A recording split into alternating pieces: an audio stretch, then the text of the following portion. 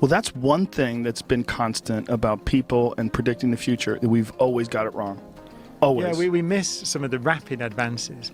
So in the same way that the theory is that as the universe cooled, something condensed out. So empty space isn't empty. It's full of Higgs particles, if you like, or a Higgs field. So this means this space, now it's not just space between the galaxies, it's in this room, that every square metre of this room is full of the Higgs field. And our fundamental particles, the electrons, let's say, in our bodies, interact with that Higgs field. And in that process, they acquire mass. So it's the mass generation mechanism. It's why some particles are massive, like electrons and quarks, and some things like photons are not massive. They're massless, and they travel through the universe at the speed of light. So that's the theory. Now, that was suggested and built mathematically, essentially. There was very little evidence for it at the time, back in the 60s. But over the years, the theory, called the Standard Model of particle physics, passed all experimental tests.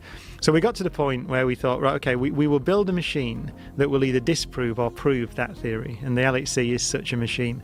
If that theory is correct, which it now seems to be, the prediction is you must find the Higgs particle at the LHC, or some kind of Higgs particle. And indeed, we found it.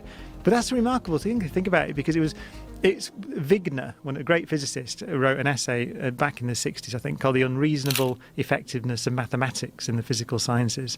And by the unreasonable effectiveness is demonstrated by this discovery, because it really is a mathematical prediction. It's like we think there's a new fundamental particle that does the job of giving mass to the other particles. And this is how it does it, and this is how it behaves, and this is what it will look like, and this is what it will do.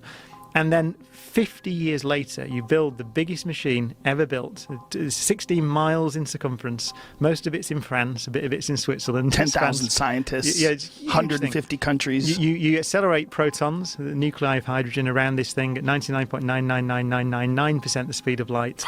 They go around the 16 miles 11,000 times a second. We can collide 600 million of them together every second to recreate the conditions that were present less than a billionth of a second after the universe began.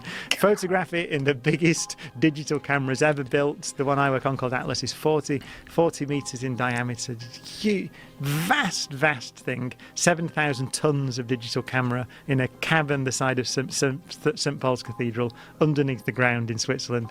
And you find it. You find this thing that this guy, Peter Higgs, working with many other people, predicted to exist 50 years ago because he did some sums. And so it's a real...